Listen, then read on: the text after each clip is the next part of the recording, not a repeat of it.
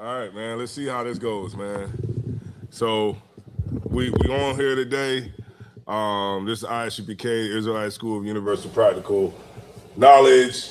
You know what I mean? Start out of One West, Harlem, New York, under Commanding General Yohana. Of course, y'all already know what it is. Let's see. Let's see how the damn it's on both screens too. All right, so we're gonna see. Y'all let me know if y'all can hear. It's too hot. It's coming to the microphone. I got it. Okay, Most High in Christ. All right, cool. So, and forgive the camera. You know, we was having some technical difficulties with the camera, but you know, it's all good now. We're back from the Passover. You know what I'm saying? It's been a battle for a lot of brothers, battle for a lot of sisters. But you know, we endured that battle. We came, we saw, we conquered. Vena Vena Vici. You know what I'm saying? And you know, we did our things, man. Big shouts out to all the brothers and sisters, man, who put a lot of work in, man. Big shouts out to, you know, Officer Koal, Officer Izawar, Officer Thashiem, Officer Makawar, Officer Lakarab, Officer Matazapa, you know what I'm saying? Everybody from the Delaware camp that was out there getting it on at Passover, serving everybody. Myself, I've been serving the Passover for the last since 2016. So you know, it's just one of the things that I enjoy doing. I enjoy serving everybody. I enjoy being able to talk to everybody, and just you know, that's really mainly what the Passover is about for me. The ability to serve everybody else, to make sure that everybody has a good time, make sure everybody's good, and then in that process, you know, I'm able to enjoy myself too. You know what I mean? So big shouts out to Commander General Yohana, everybody that you know made the Passover a success. The Black Party was lit. If you was not there, you know you missed out. Right. You definitely missed out, and you can lock the door too. And you know, you definitely missed out. Shalom. You just gotta get a quick pat down real quick, and then so the water to all the brothers, the water to all the sisters, man. You know, y'all did a hell of a job at the Passover. Everybody who put in. Big shouts out to Houston, Texas too as well. It was a pleasure being down there, and Lord allow, I'll see y'all brothers again real soon. All right. Shout out to who we got here in the chat.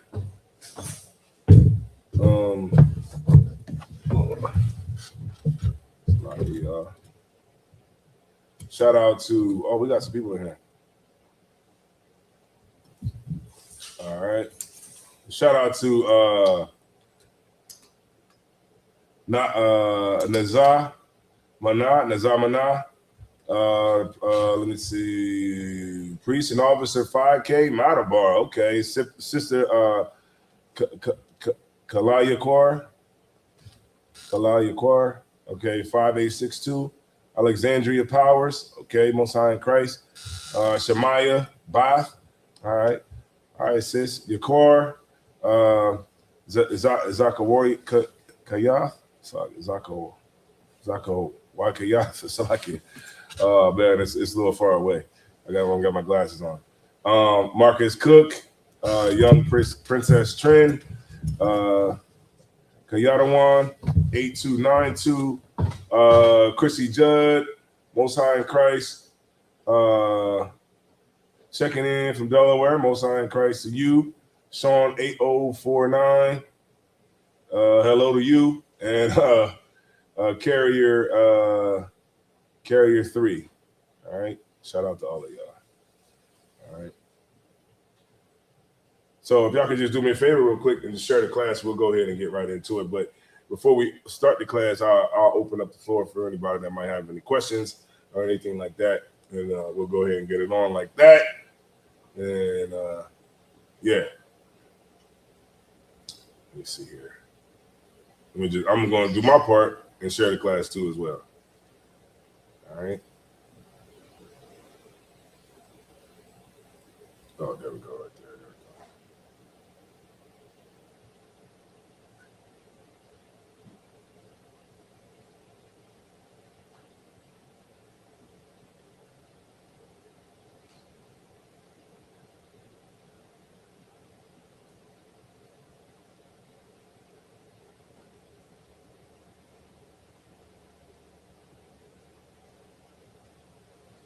All right, so let me see here. All right, so let me see here. There we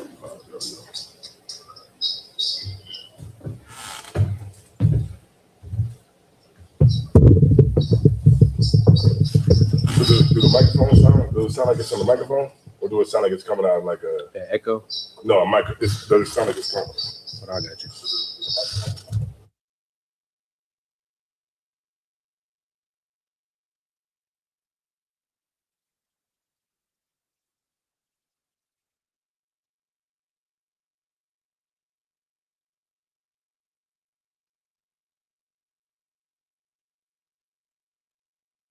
First. You know what I'm saying? Share the straight.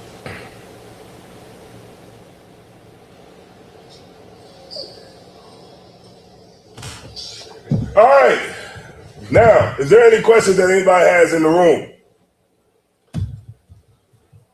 Let me see if I can. And then we're going to go into how, I think this might be a good one.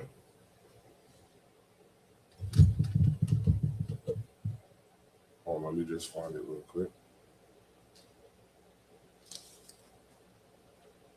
Which one I want? Which one I want?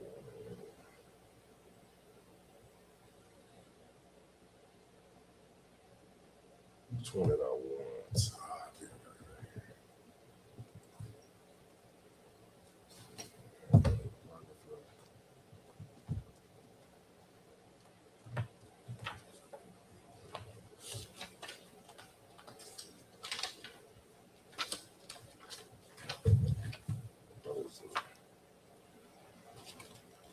We all know about the World War III, John.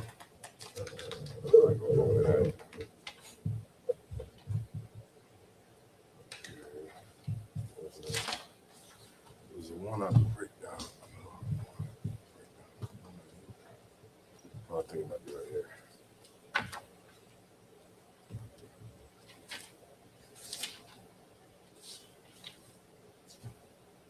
There we go. It's going to be on how to pick your day ones, your homeboys, your homegirls, all of that kind of, goofy stuff a lot of people come up with and say, your day ones, all that. It's tax time, so I'm pretty sure a lot of people got day ones right now. Right. That's around them until the money runs out, right? But we're going to show you how to pick a friend, right? And then the kind of people that you need to be around.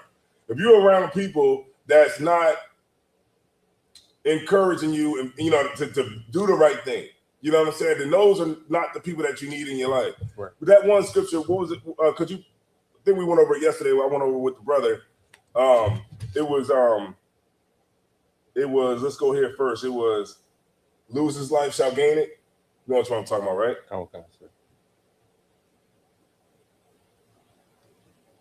Pineapple juice. Be good.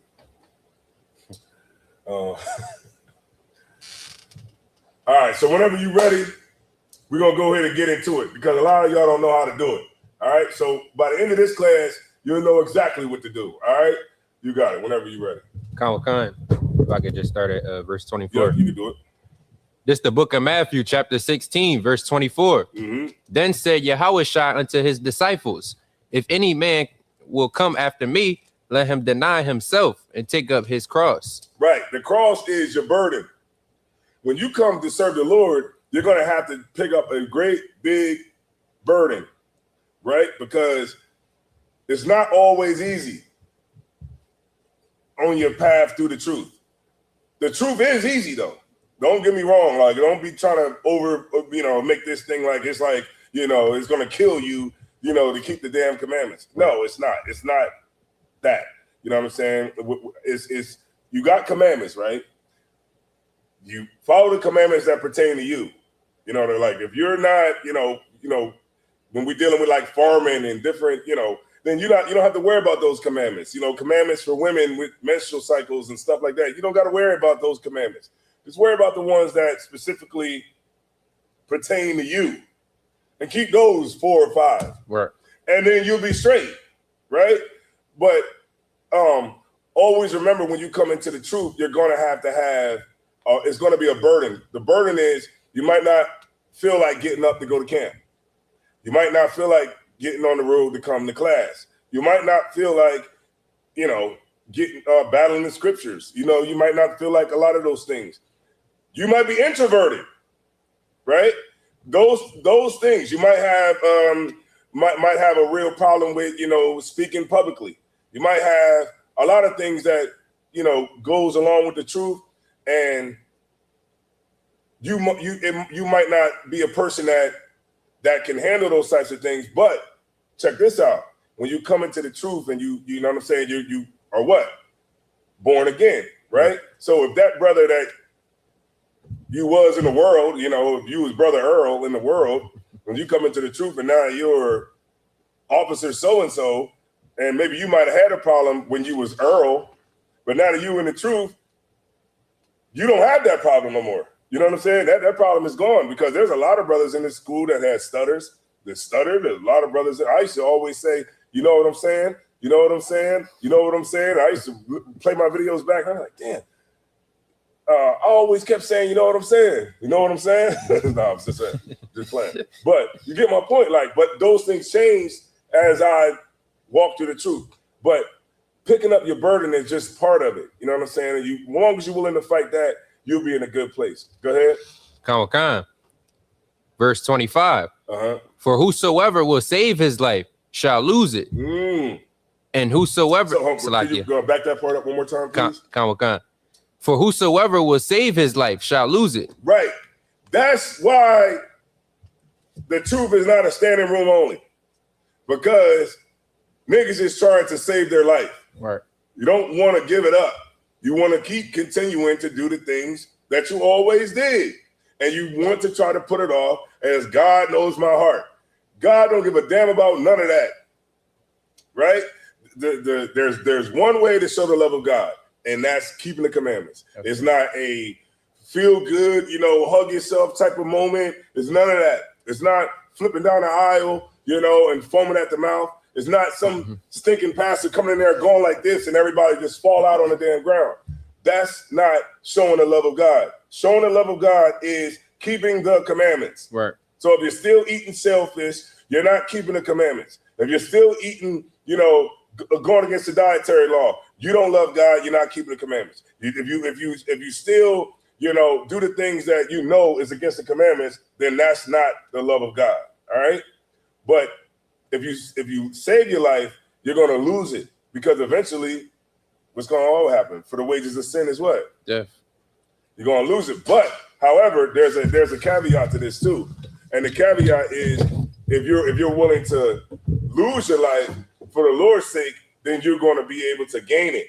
And that's where it comes in, where we just saw what happens when you gain life. What happened when we were just down in Houston, Texas? Now, let me ask you this. For the people that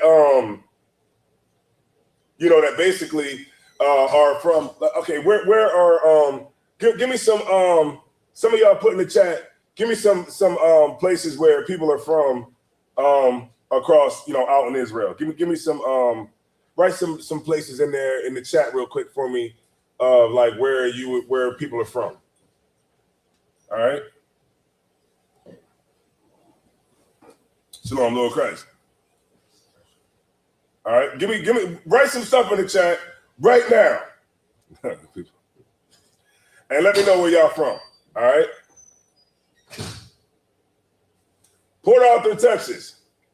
All right, Most High in Christ. We got Port Arthur, Texas. I'm gonna make a point. It's all getting to a point. All right, we got Texas in here. I'm gonna give you an example of when you're gaining life. I'm gonna show you how you gain it right here. So remember, what we just read was if you're willing to, if you try to save your life, you're gonna lose it. But if you would lose your life for the sake of the Lord, then you're gonna gain it, right? Because most of the time we want to keep our own life and not really see what the Lord has for you. But now when we do this, okay, Alaska. Now, tell me the percentage of people that's from, let's just say, Philadelphia, right? How many people in Philadelphia do you think know people in Alaska? Anybody? Y'all can just say it out loud. Not a lot, sir. Not a lot, right? How many people in Philadelphia know people from California? How many people from Philly know people that's from Kansas City, Missouri? You get my point? But guess what? We from this region, right? We know people from Houston. We got brothers and sisters that's in California. We got brothers and sisters that's in Alaska. We got brothers and sisters in Iowa, Indianapolis, Minnesota, down to the Carolinas, down to Florida, all the way across the SIP to the SIP. You know what I mean? And so that's life. Right. Because you was willing to lose the life that you had. What was this, the life that we all had, the stinking life that we was living in Philadelphia, the stinking life that we was living in Wilmington, Delaware, the stinking life that we was living in, New York City. But now we was able to give that up to serve the Lord. And now guess what? We got new aunties. We got new uncles. We got new brothers, new sisters, new moms, new dads. You see what I'm saying? We got all of that. All of that came with the truth. That was the life that we was able to gain because we was willing to lose our life that we had in the world. Right. Right? Go ahead. Khan. And whosoever will lose his life for my sake shall find it. Mm-hmm. For what is a man profited if he shall gain the whole world and lose his own soul? That's right. Or what? Salakia. Uh-huh. Or what shall a man give in exchange for his soul? Mm-hmm. And we see what a man will give for his soul, right? We see it all the time. That's you right. give up everything. You can't. Ain't that something? It's like, man, life is not about just I just can't do it. Life is not just about.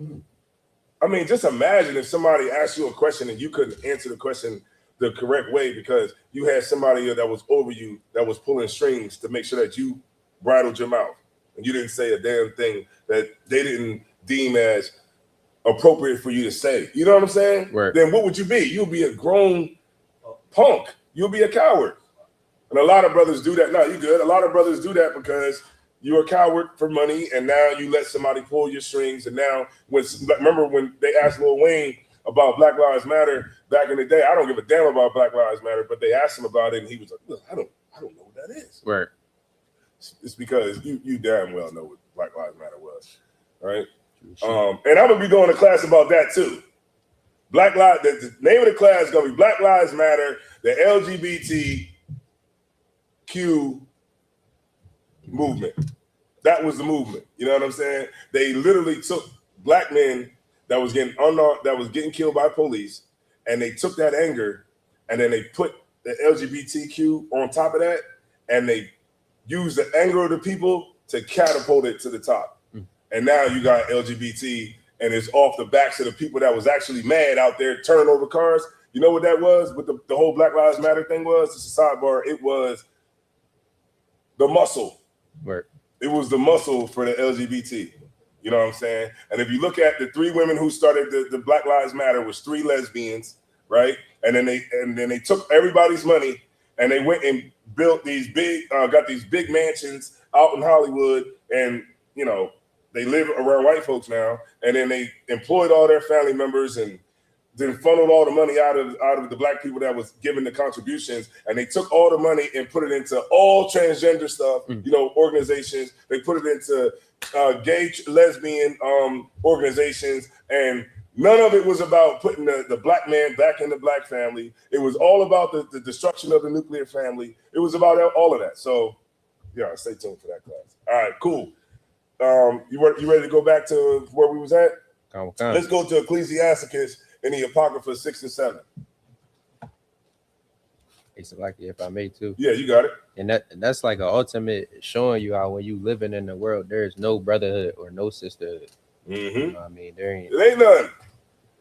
That is very crazy right there. Yeah, concert. You know what I'm saying? What's they took all the money. Wait till y'all see it. I know y'all didn't see the documentary that Candace Owens put out. Lies, sir. All right. Gotcha. You said Ecclesiasticus. 6 verse 7. Chapter 6 verse 7. Come. This the book of Ecclesiasticus, chapter 6, verse 7.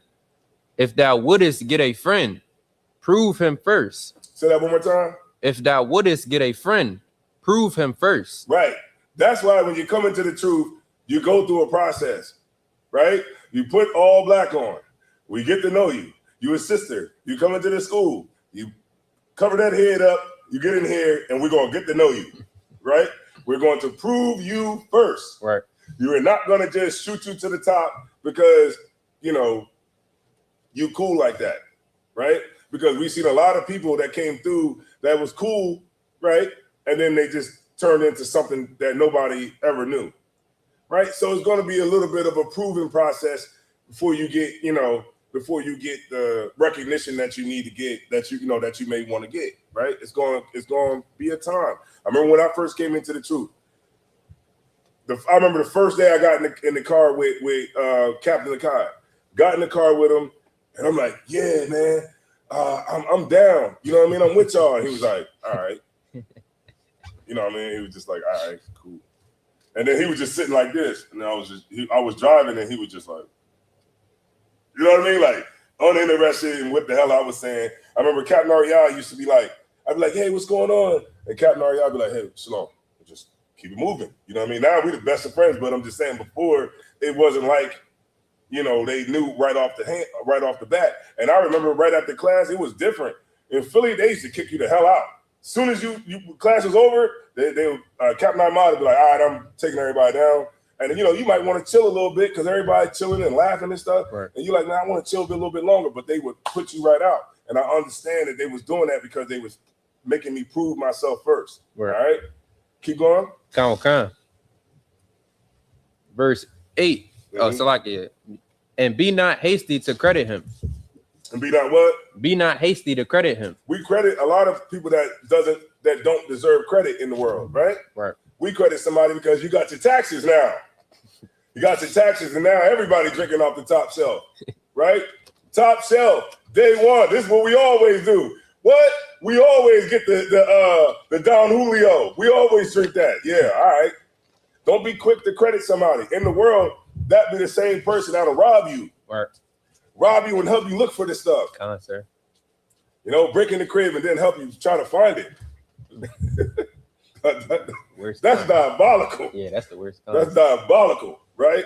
But you got to be able to prove a brother first. Prove a sister first, right? Don't be quick to just give a sister credit without proving her first. Because I've seen a lot of brothers give sisters too much credit too early, and then the sister leave and she be on somebody's platform doing an interview. Mm.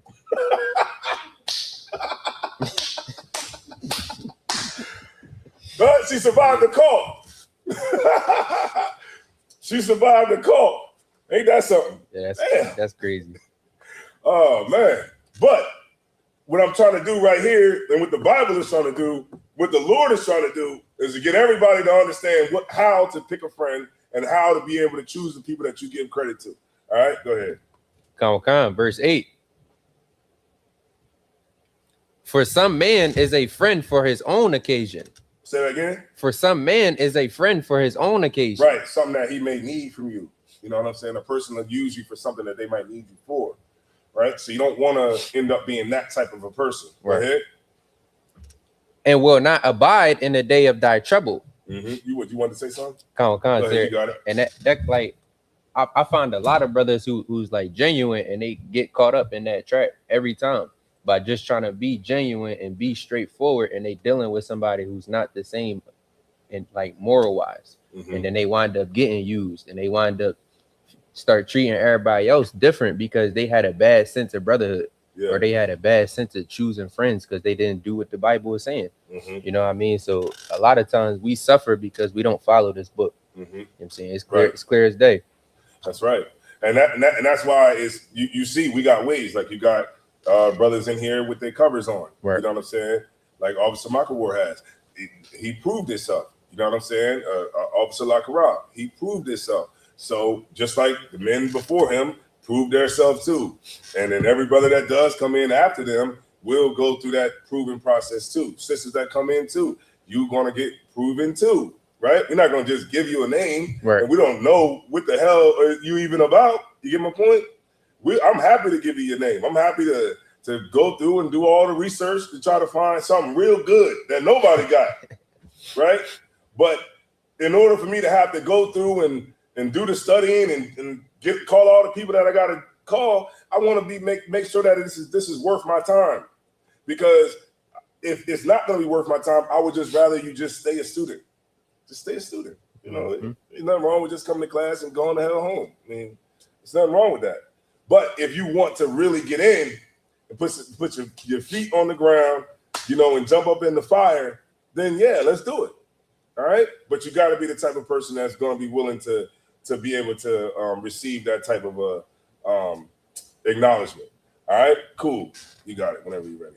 Con. And there is a friend who, being turned to enmity and strife, would discover thy reproach.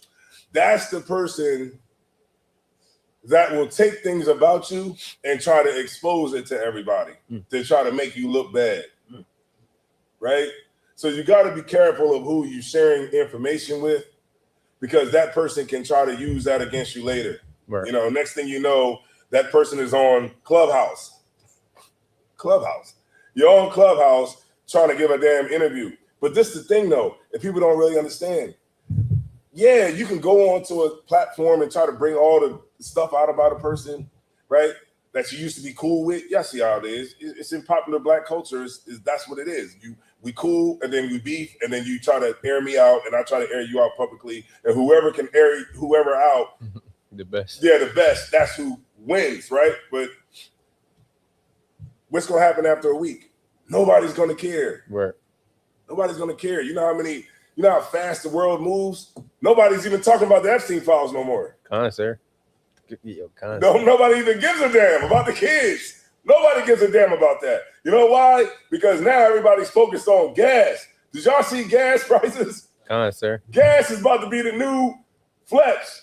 Yeah. It's about to be the new flex. The woman ain't gonna be looking for a high value man. She's gonna be looking for a nigga that work at the gas station. Thanks. A nigga that could get on some bread so that he can have that petrol, right? She ain't gonna be looking for the high value man that that have nice clothes or something like that. She gonna want a brother that could pump that gas. All right, because that gas, once that gas gets up to what, $300 a barrel? Oh man, you can forget about it. We're gonna start riding bikes. Right. All right. Boom, let's get it. Any more on that? Or that was it? That was it on that verse. Okay. It is more about that friend in verse 10, but that's the last of it. Oh, keep going. Khan, verse 10. Again, some friend is a companion at the table and will not continue in the day of thy affliction. A friend at the table is because I got the bag right now. Mm-hmm. Because I got the bag right now. Yeah, you here at the table. Right. Go ahead. You want to say something? Yeah, so sir, is that like the brother or the sister that'll eat with you but not starve with you? Mm-hmm. Basically, that's what it's saying. I like how you broke that down too. What? That's what I'm trying to do. I'm trying to, making sure everybody understand. That's like he said. Say it one more time. It's the brother or sister that'll eat with you but not starve with you. Right. Exactly. They don't want to shoot with you in the gym. Right. You know what I'm saying? But they want to be at the table when you got the bag. You get my point? But when things might take a turn where you might not have it, and this goes the same for women too.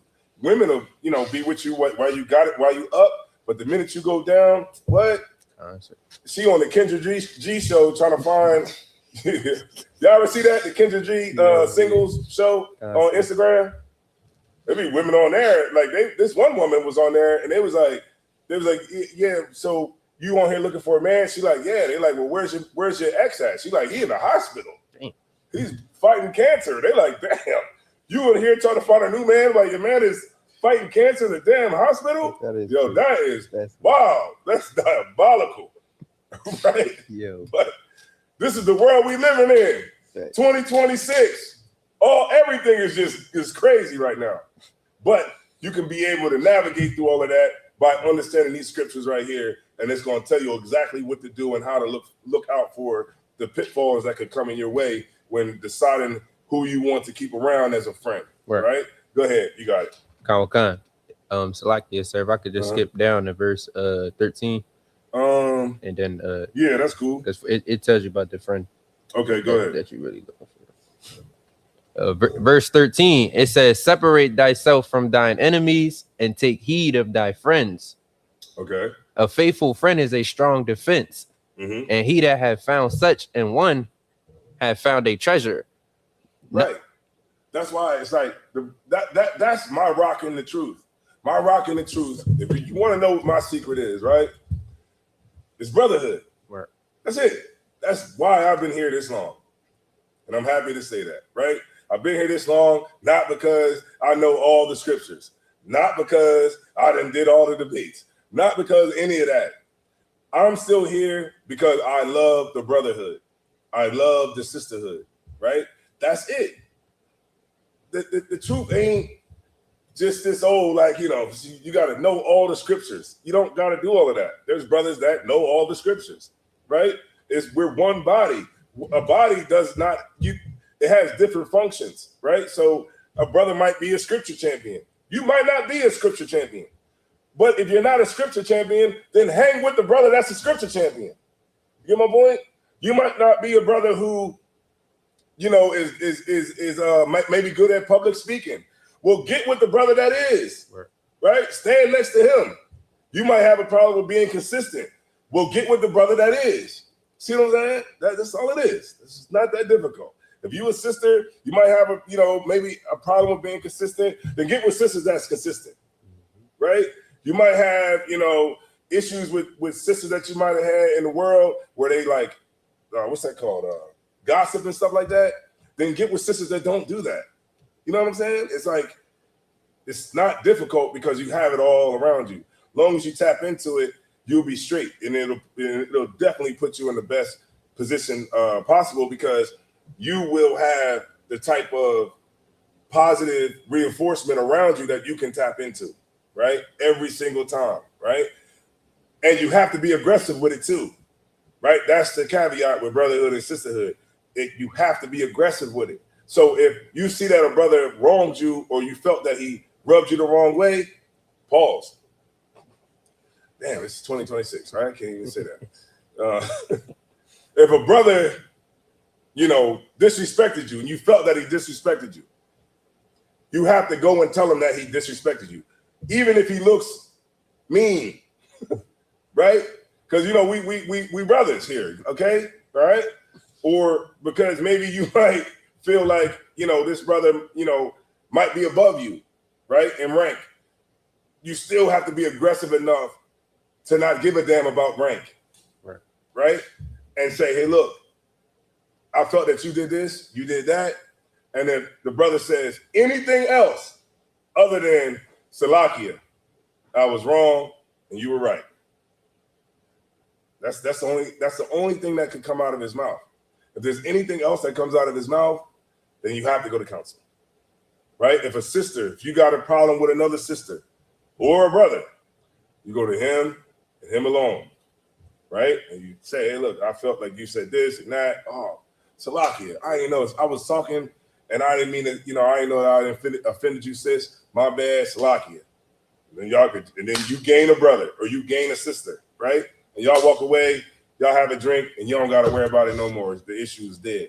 But if the sister come to you or a brother come to you and say something that they felt offended by, and you say, man, come on, man, stop bitching. Or come on, man, you got to toughen up a little bit. Then there's an issue and you need to go to higher up on the ladder as far as counsel is concerned. And then, y'all get it fixed at that level. All right? Boom. Any more on that, or we was done with that? All right, cool. Let's go. Let's go to Proverbs 27:4. Okay. Proverbs 27, verse 4. Khan, this is the book of Proverbs, chapter 27, verse 4. Wrath is cruel, and anger is outrageous. But who is able to stand before envy? Open rebuke is better than secret love. Faithful are the wounds of a friend, but the kisses of an enemy are deceitful. Right. Because, okay, you want to be able to, like, when somebody's out to get you and somebody's hating on you, how can you stand against that, right? But if you got a brother or a sister that's with you, no matter what, you can always stand up against that hate. Right. Right? We stand up against it all the time. We on the Southern Poverty Law Center classified as a hate group. If you look it up, like we're a hate group in Delaware. Right? We probably on the feds list. So everybody give yourselves a hand. We are on the feds list. So if you hear your phone go, you hear somebody say, oh, my bad. Or you hear something crazy on your phone, it's probably tapped. All right? Because all we do is tell black people to get off of drugs, and it's a hate group. Right. All right? We tell black people to get out of gangs, and that is a threat to the government. All right? But who's able to stand before that? But you can stand before all of that when you have your brothers and your sisters that are with you, right? But you got to be careful because the same friends that you claim to be your friends can be the same people that can be your worst enemy at the same time, all right? There's a lot of brothers on child support. And that woman she was cool, she was cool. Y'all used to smoke together and y'all hang out all night. But when that baby came, she turned into your worst nightmare, right? And now, things aren't the way that they were before. So you want to always make sure that you applying this all the way around the board, all right? Okay, cool. So let me get First Maccabees.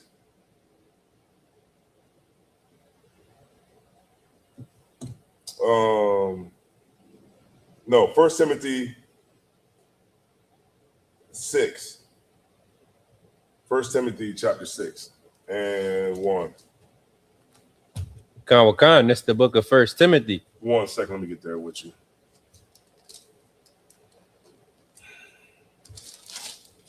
Just want to see something real quick.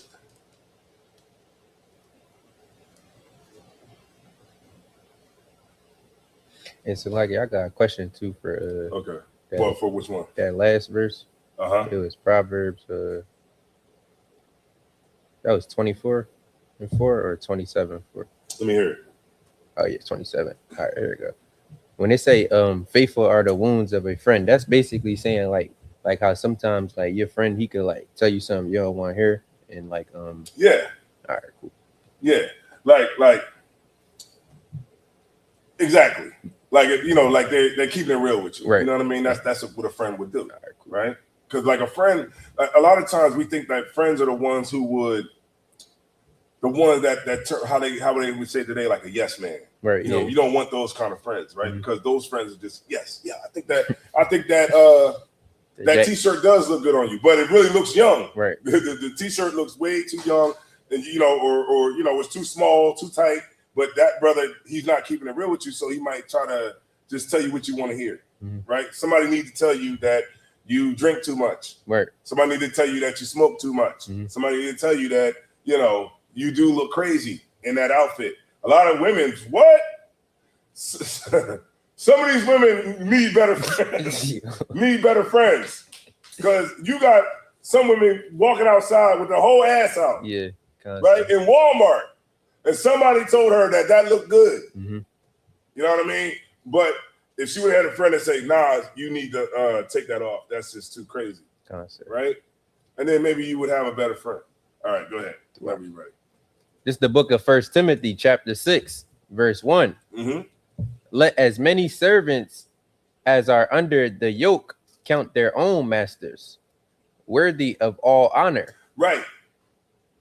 The yoke is a yoke of the Lord, right? Because we follow the commandments. But so it's like the men above you, that's a master to you, right? That's a master, right? If you are in a marriage, your husband is your master. All right, I know women don't want to hear that. They about to hang me on the cross right now. But that's what it is. Your man is your Lord, right? Your man is the man of God in your life, all right? Unfortunately, sometimes women don't know how to pick men. So your Lord might be an asshole. Salakia for my language. Your Lord might be stupid, right? Right. But that's what we learning today, how to pick that, right? So we don't have to, it's like we don't have to make the wrong decisions. All right, we're gonna fix that right now. All right, so the masters, make sure that they are worthy of say read that one more time. Kawakan. Let as many servants as are under the yoke count their own masters, worthy of all honor. Right. So the men above you, we hold those men, worthy of honor. I always honor Captain Ariad, Captain Akkad, right. Captain Tyward. Those, man, I call Captain Tyward every single day. You know what? And I tell everybody, I get counsel every day. I don't make no moves unless I talk to brothers first. Right? Always do that. Don't be hasty to make, even if you're mad, don't make the decision right then and there. Call somebody, right? Call me, and then we'll work it out. And then you go and then make the decision. Always do that. And then always take the counsel and do it. Don't hear counsel and then I talk to you for 2 hours and then you just do what you want to do anyway. Just do exactly what the brother above you tell you to do, because that's the counsel of the Lord. Right. Just do that.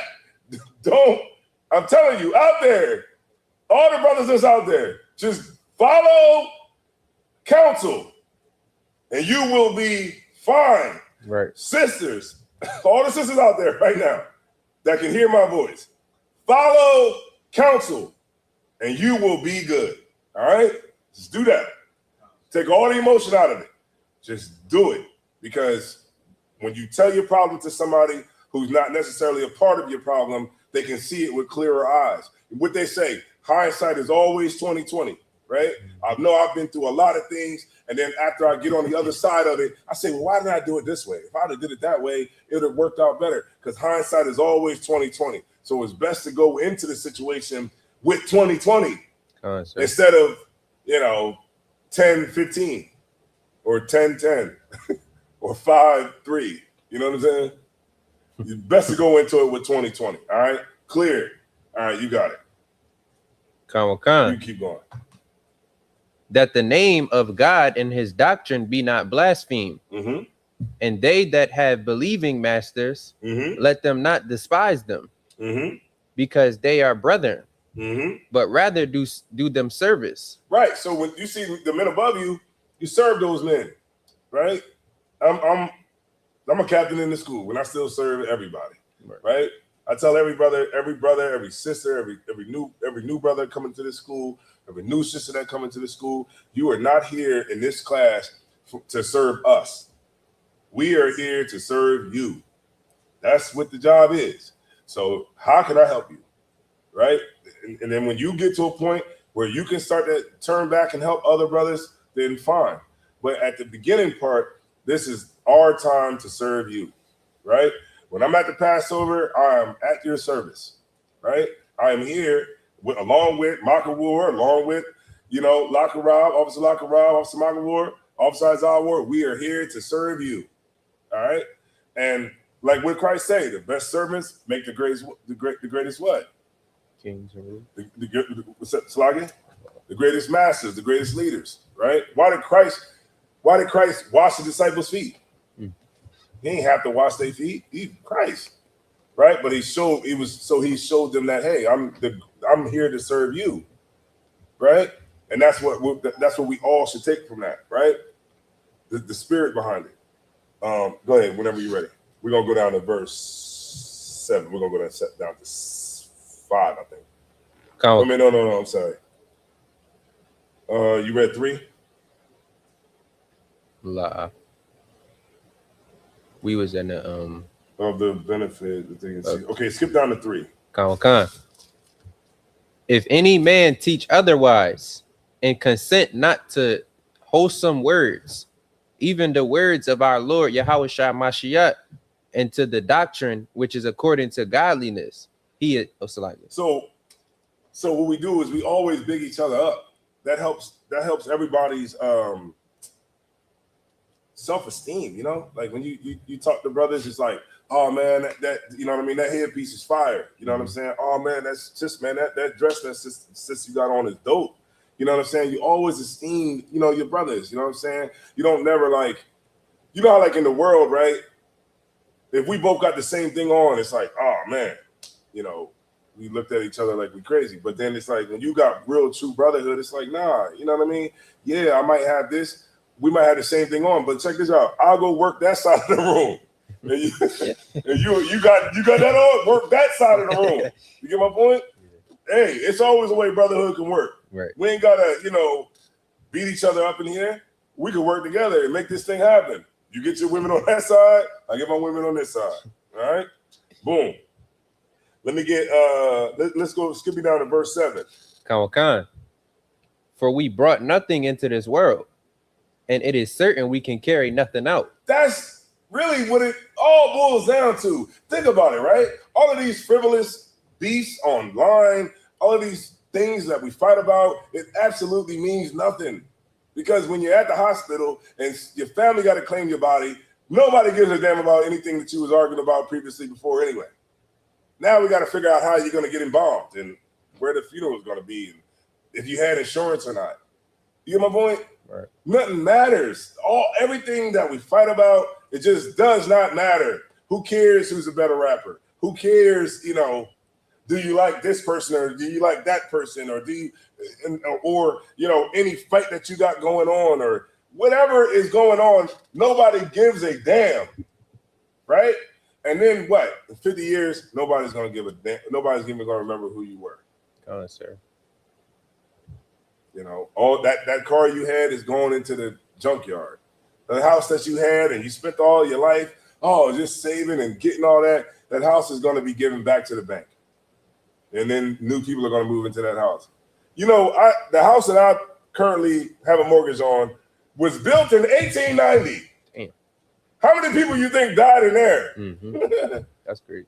It's probably racist white people that never thought that a black nigga would ever have it straighter. Yeah, concert. Right? But here I am in 2026 in this crib that was built in 1890. Right? They got some good bones in that crib too. It's real concrete. I bet. You know what I mean?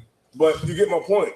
Nothing matters at the end of the day, right? So just stick with the situation at hand, which is brotherhood, loving your brothers, loving your sisters, man.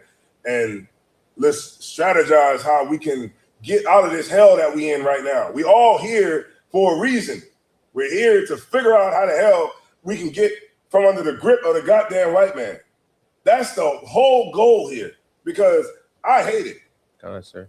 I hate the fact that and another thing too, just a sidebar, man, this goddamn Black History Month, like I just be like, why? That is so stupid.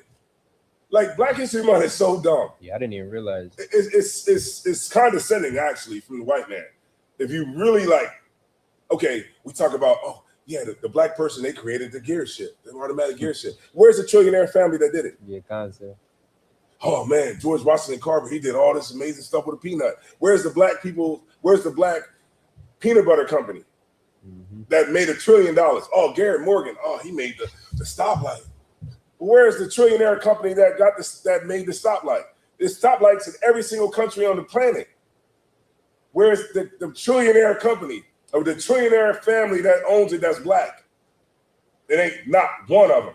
All the inventions we talk about is inventions that niggas didn't benefit from, and only the white man benefited from. Go ahead. Concert, even like inventions aside, like even like Black Wall Street, just us coming together for when we don't even have nothing to show for that either.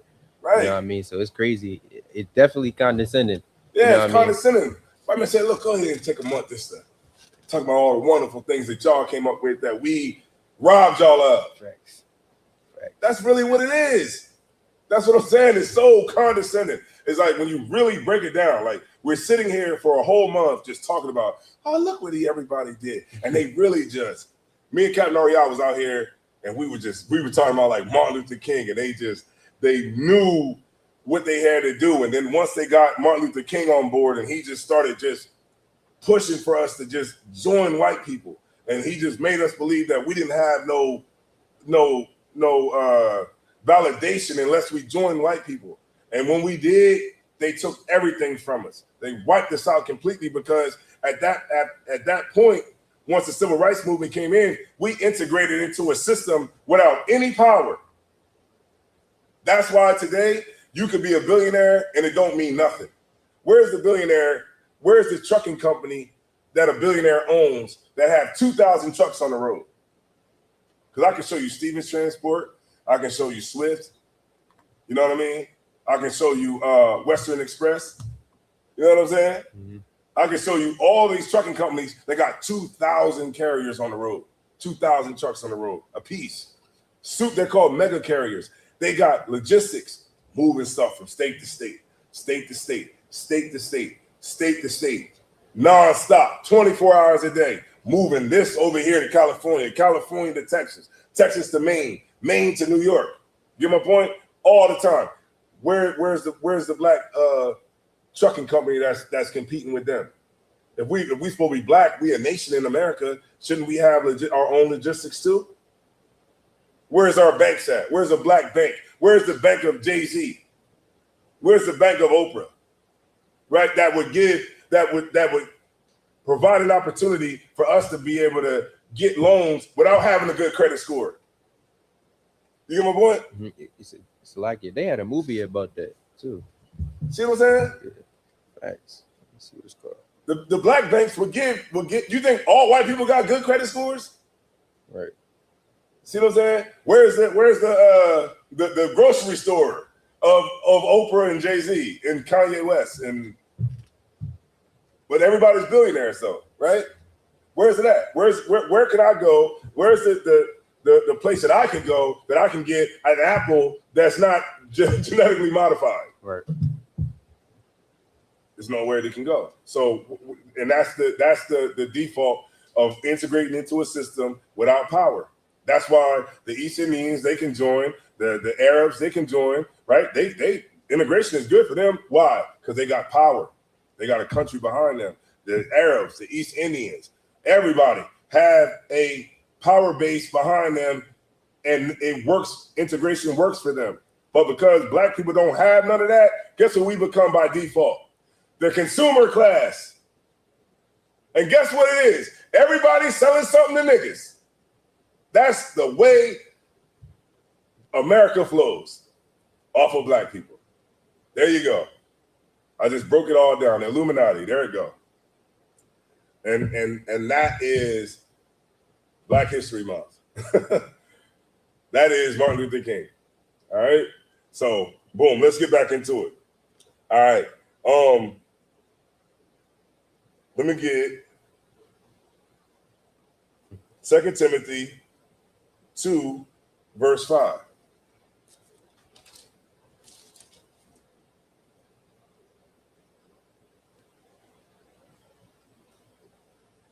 Khan, that's the book of 2 Timothy, chapter 2, verse 5. Mm-hmm.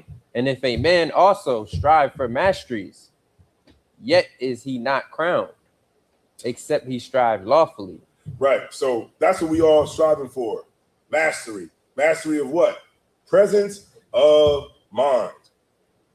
You got to have the presence of mind whenever you're dealing with situations so that you don't react the wrong way to the situation that presents itself to you. Right? Things might come at you fast, you know what I mean? Especially being a man in the truth and dealing with family and being a sister in the truth and dealing with family and other things that go on. You have to be able to have the presence of mind to make the best decisions, right? You don't want nobody putting you in a situation that's going to cause you to sin against the Lord, cause you to go back on your oath that you took when you came in here, right? We put oil on your head, and when we put oil on your head, you take an oath to the Lord. And when you back out of that oath, you are going to die. All right? Could you get me that scripture where it says that we sin willfully? I just got to tell y'all this because I would be remiss if I don't. You know which one I'm talking about, right? It's in Hebrews, right? Khan, that's the book of Hebrews, chapter 10, verse 26. Mm-hmm. For if we sin willfully, after that we have received the knowledge of the truth. Right. If you sin willfully, after you have received the knowledge of the truth. So, all of y'all in here right now, right? You probably heard you shouldn't eat pork. You probably heard certain things, and you got the truth. Because remember, Christ didn't die for what you know. He died for what you didn't know. But now you in the truth. Now you coming to classes. Now you starting to learn. Now, if you sin after this, you're sinning willfully, right? Go ahead. There remaineth no more sacrifice for sins. Say that one more time. There remaineth no more sacrifice for sins. One more time. There remaineth no more sacrifice for sins. So you all out there on your own. And remember, now Christ is going to judge you. Right. Christ is going to judge you. And now, what should you do once that happens? You can keep reading. But a certain fearful looking for of judgment and fiery indignation, which shall devour the adversaries. He that disposed Moses' law died without mercy under 2 or 3 witnesses. Mm-hmm.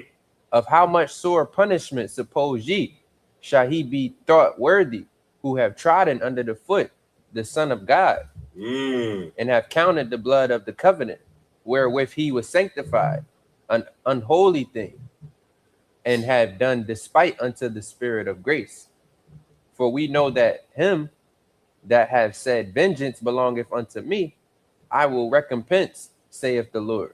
And again, the Lord shall judge his people. It is a fearful thing to fall into the hands of the living God. But call to remembrance the former days, in which after ye were illuminated, ye endured a great fight of afflictions.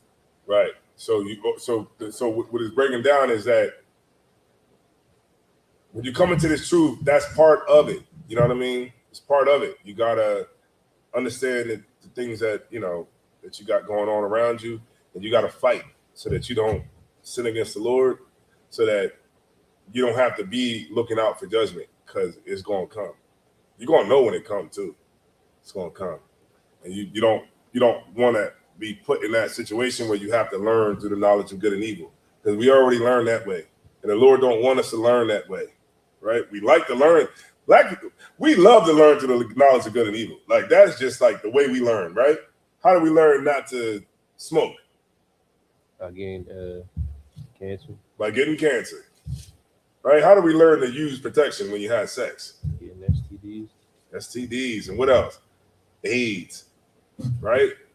How do homosexuals know that they need to stop? You got what? Monkeypox and AIDS and all kinds of stuff. You get my point? That's learning through the knowledge of good and evil. We don't want to learn through the Lord's bad side. We want to learn through the Lord's good side, right? All right, boom. Okay, where was you at? 2 Timothy. Okay, strive for the masteries.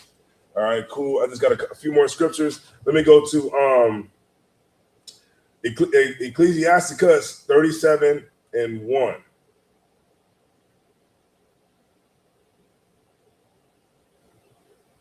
Okay.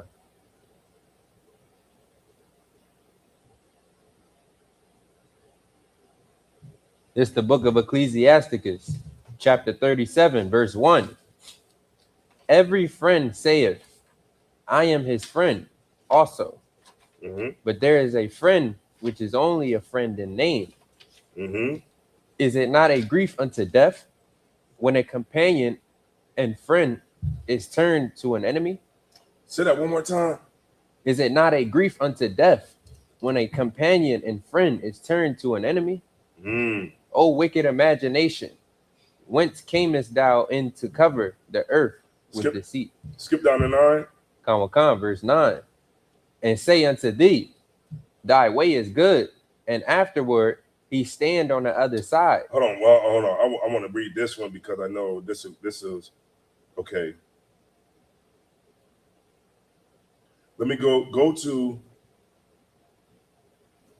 4. Skip me up to 4. 37:4.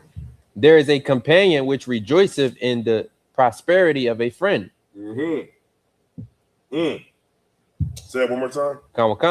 There is a companion which rejoiceth in the prosperity of a friend.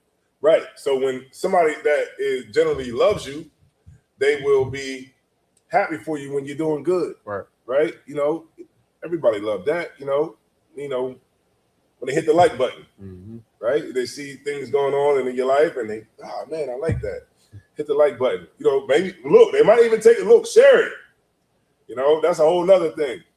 But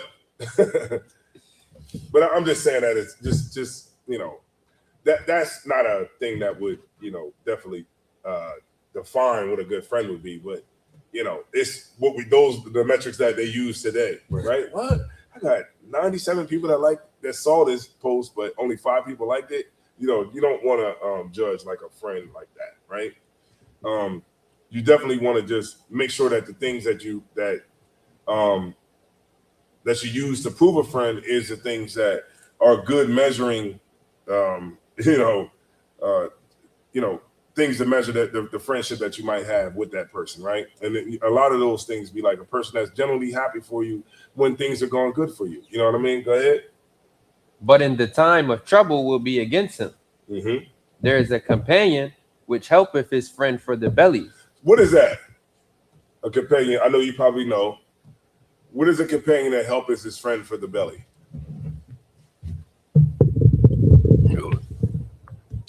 Anybody? Michael Ward? What's his friend that helpeth his friend for the belly? I know you probably know.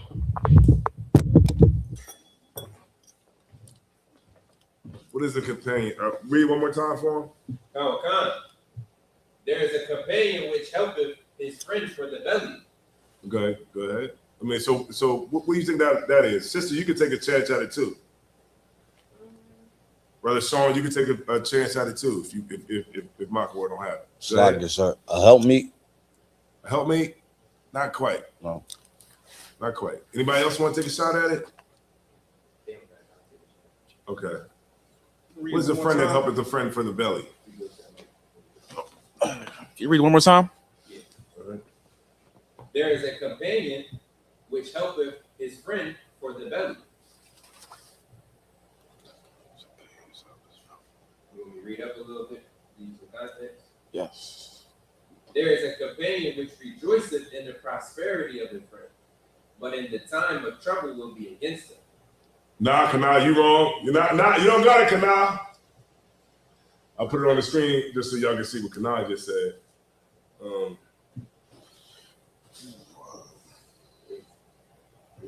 Right in there. She said a fake friend only worrying about himself and what he can go through. The what? What he can gain through the friendship. No, not a friend. There is a friend for the belly. I know I'm a friend. I'm a friend. Read that one more time. Can you read that one more time? There is a companion which helpeth his friend for the belly. I help all y'all for the belly. Right. I mean, you helping your friend like eat, like you helping him gain something. Not quite. Go ahead. Lacquerade. So, a companion which helpeth the friend for the belly is someone that's gonna like stick up for you no matter what. Right. Like, he gonna rock out with you no matter if it's let me see how it is. If he helping you for the belly, because I don't want to say he helping us so we all eat, but it's black people wrote the Bible. Come on, give it to the spirit behind it. I help you for the belly. we want to make sure you're good. You on it? Yeah, we want to make sure that you full. Yeah. No. I don't know how to put it. Like take accountability. I don't know. The friend for the belly means this: if I'm not with you, I'm gonna be sick. Okay. I'm gonna be sick if I ain't holding it down with you, man. I'm a friend for the belly, man.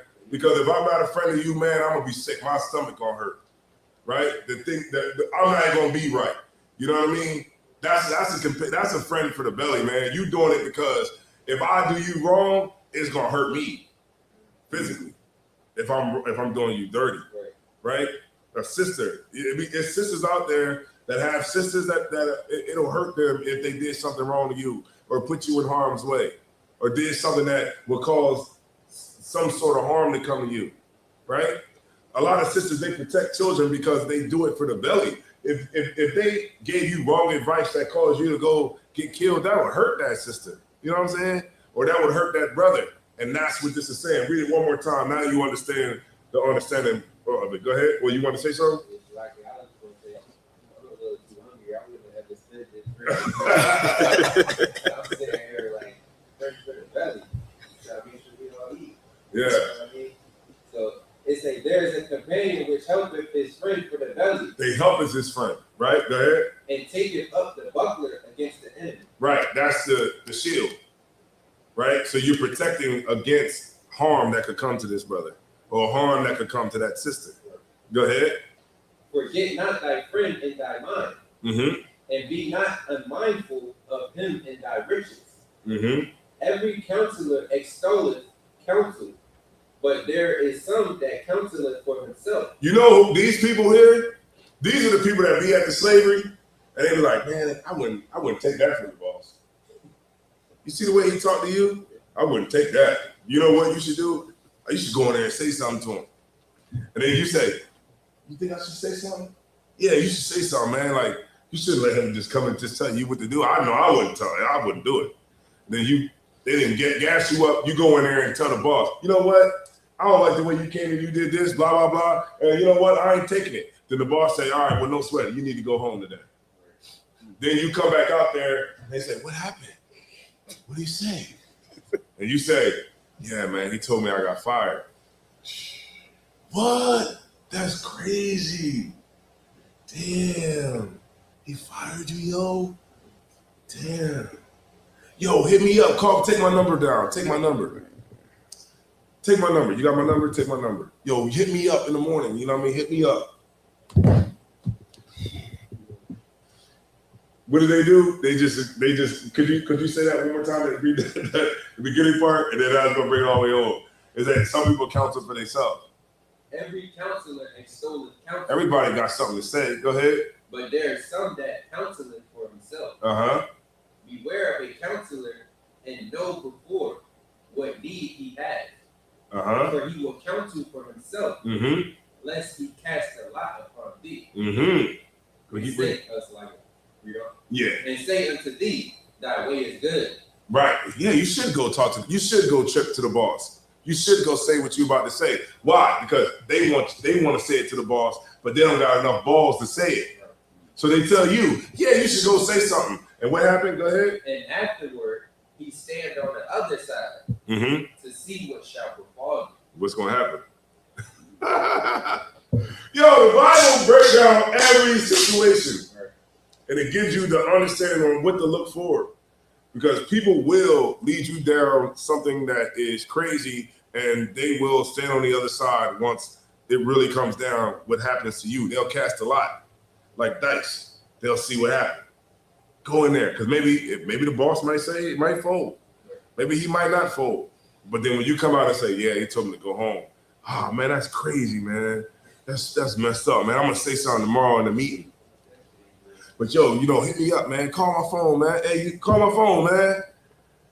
And then as soon as you go home, they talk to the other workers. Yo, you see what Locker Rob did? Locker Rob went up in the office. He told him such and such. He told him, gave him a piece of his mind, man. But yo, he was crazy, man, because I probably wouldn't have did it like that. See what I'm saying? Go ahead. That's not niggas. That's niggas. That's why I do let it find it. That shit is a clear cut. That's niggas, but I'm telling you, that nigga's like a bug, but because the minute you go through, they'll say, man, I wouldn't have done it like that. I probably would have, maybe pulled the boss to the side or something, to all the people that's still there. That's how it go. Shout out to everybody that's in here, man. Appreciate all of y'all. All right, make sure y'all share the class so we can get it out to the people. All right. How much time we got? I need a time check. 8:38. Okay, cool. All right, cool. We got like 2 more, then we out of here. All right. Which one you got? I was at, I stopped at 10, or I didn't read 10. I stopped at 7. Okay. Go ahead. Can we read 10? Yeah, you can read 10 and 11. It's the book of Ecclesiastes, chapter 37, verse 10. Consult not with one that suspecteth thee, and hide thy counsel from such as envy thee. Right. You got it, like, meaning this. Everybody know that. Like, you can't tell everybody what's your plans. right? You gotta keep some stuff to yourself. You can't just go out and tell everybody what you have in your head, because guess what happens? Somebody with money can take that idea from you and they can use that idea against you, right? It happened to me before in the world, and I went to people and I've told people my plans and my ideas, and because that person had money, they was able to use my idea. You know what I mean? And I ended up working for that person on an idea that I had, but I didn't have the money to do it. You know what I mean?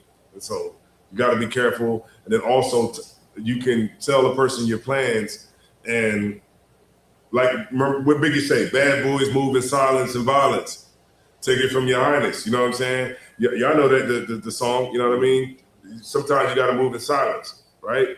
You can't put everything out on the table with everybody, because they can use that against you, all right? And they'll know your next move, all right? Go ahead. Any more?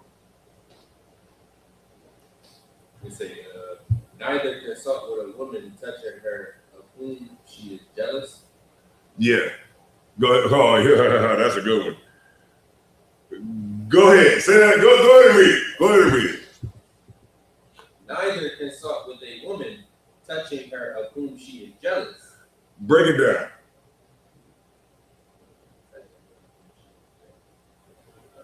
This is a good Let one. me read on a little bit. Go ahead. Neither with a coward in matters of war, Mm-hmm. nor with a You know that one. yeah.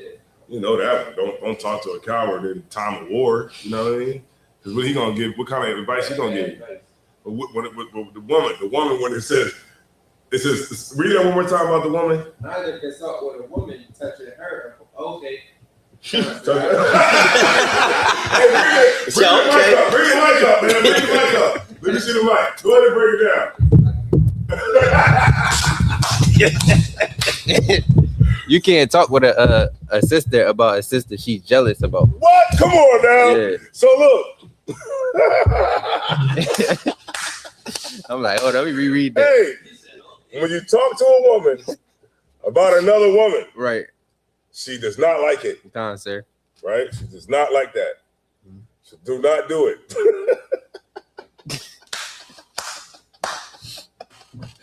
Especially if that sister is jealous of it over that sister. Right. You know, you don't want to do it. Just don't talk about the sister. You know what I mean? Because the sister is probably not going to want to hear that. What you talking about?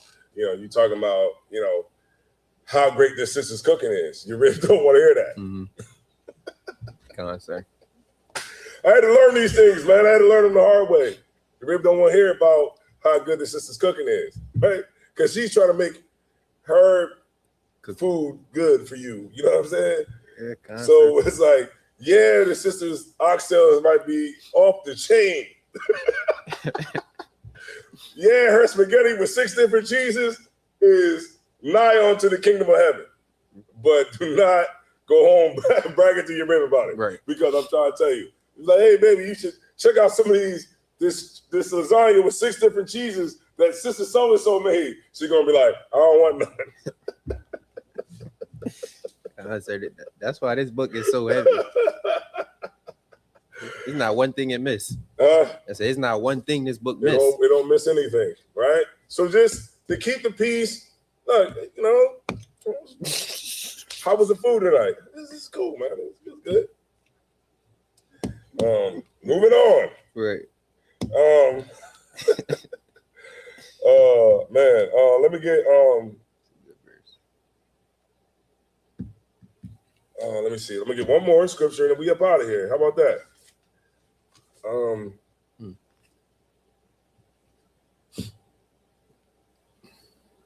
Okay, Psalms 41 and 9.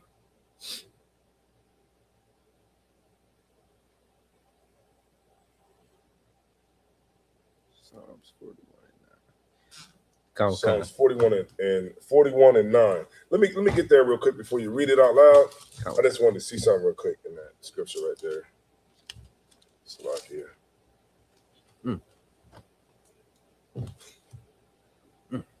That's a heavy scripture too. Psalms 41 and 9.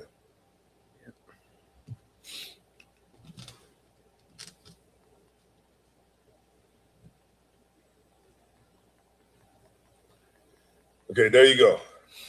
All right, now this, I would say, is the best revenge that you can have on somebody that turns their back on you that was a friend. All right? You got it. Khan. Yeah. Yea, mine own familiar friend in whom I trusted, which did eat of my bread, have lifted up his heel against me. But thou, O Lord, be merciful unto me and raise me up. That I say and raise what? And raise me up. That I may requite thee. Right. So what is the best revenge? Somebody bring me home so we can end the class. What is the best revenge? One word. Getting closer to the Lord. Not quite. What's the best revenge? It's one word. Begins with an S. Shit. What's the best revenge? Begins with an S. That's why he's saying, raise me up. Dang. Ready to end the class right now. Somebody just give me this word. Yo. Ready to get up out of here. Yes. Yeah, that's what threw me off. He said it started with an S. All right. Anybody online? I don't want salvation, but what's the best revenge? It begins with an S. Shit, what it end with? Let's see if anybody online got it. I'm trying to get out of here. Salakia? Not Salakia. Yo. Come on, man. Where y'all at online? It's 20 people, 23 people in here. Let's get it. But this is, I know that favors me because me does not triumph over me. You said start with an S? Let's get the likes up too. Damn. All right, nobody came through yet. You don't gotta be the yo over there. Huh? I was just looking at him for the answer. You over there struggling too. Yeah. Hey yo. I don't know. It's a lot, kids, sir. You got it. I don't know this. Somebody said salvation. I'm gonna tell you what the best. Read it one more time. Khan. Yea, mine own friend. Salakia. Yea, my own familiar friend. Right. There's somebody that I used to chill with and F with. All right. This is my familiar friend. What happened? Whom I trusted, which did eat of my bread, have lifted up his heel against me. We all been through that. But go ahead. But thou, O Lord, be merciful unto me. Be merciful unto me. And raise me up. And raise me up. That I may requite thee. That I may requite thee. What is the best revenge that you can take on somebody that does these things to you? Separate. Success. Oh, success. I like it. Success is the best I wasn't revenge. Either, I heard because they will hate it. Yeah. When they see you go up. That's why he said, raise me up. Right. So that they can see it. That's the best revenge you could ever have on somebody that hates on you. Yeah, I think is success. That's why when a person gets famous in the world, they shit on everybody that ever doubted them. They go back to their old schools and says, remember when you said I wasn't gonna be nothing? Well, look, I'm worth, $100 million right now. Right. And you still got this job right here making $20 an hour. You know what I'm saying? You know how great that probably feels? To that person that told you weren't ever gonna be nothing. Y'all saw the viral video when Tracy Morgan was walking and the dude asked him for money. Mm-hmm. The dude was like, come on, man, give me something, man. He was like, what? I don't owe you nothing. Yeah, I remember. Yeah. Remember that? When Tracy Morgan was his bully. Yeah, it was a dude that used to bully him and was asking him for money when he was going through signing autographs. Mm-hmm. He's famous now. Famous. Everybody knows Tracy Morgan. And that same dude that used to bully him was homeless. Mm-hmm. And he asked Tracy Morgan for money. And you know what Tracy Morgan did? He fronted on him. He stunted on him. He said, I ain't giving you nothing. You know what I mean? Not saying that was the best thing in brotherhood, of course. Right. You know what I mean? Because he in the world. But you get the point. All right? That's the point I'm just trying to make with this right here. All right, boom. Anybody got any more questions? So like, I think we didn't get it because we forgot there's niggas that wrote this. You know what I mean? Because he definitely said that success shit raised me up. Mm-hmm. And that's That's something a nigga would say. Right. When you get raised up, that's success. Yeah. Just successful. Kind, sir. Brothers who come into the school and they might lead the school and they might hate on you because you moving up in the ranks. You moving up. You moving up. You moving up. Sisters is getting more credit. You know what I mean? Sisters are getting more praise. Oh man, this sister doing this. This sister doing that. The sisters that fell off, they hate you. Right. They like, what? Who does she think she is? Oh, I remember when she was talking this and that. Right? But that sister's getting more praise. That sister's getting more, you know what I mean, getting held to a higher standard. And now that sister's a senior sister in here that gets praise and love from everybody. Now that sister who fell off, she's going to hate you for that. But what's the best revenge on her? Who hated on you? Success. All right? Boom. All right, so we're going to turn the class. If nobody got any more questions, we're going to end it right there. Dominique said living good. Yeah, yeah, you're right. Yeah, that is a good flex. All right. So we're gonna turn the class over to Precinct Officer Lakarab. All right. I guess you can't do the camera. Okay, let me see. I might have to move the camera like this because we kind of jacked up right here. But you got it right there. All right, rules for new brothers and sisters. When a new brother and sister come into the school, they are off limits for 6 months. They are to be saluted only. If a brother or sister have a particular interest in a person, they are to seek counsel from the heads. Tithes, which is a commandment, Numbers 18 through 21, Malachi 3 through 8, Ma'ashra, which means 10th in Hebrew is 10th of every penny of every increase the Lord gives you. Priest fund is not mandatory, whatever you feel in your heart to give. Up and coming holy convocations is the Feast of First Fruits. Feast of First Fruits. That's going to be not sure the exact date, but just pay attention to the bulletin board. The Feast of First Fruits. We'll get a date later in time.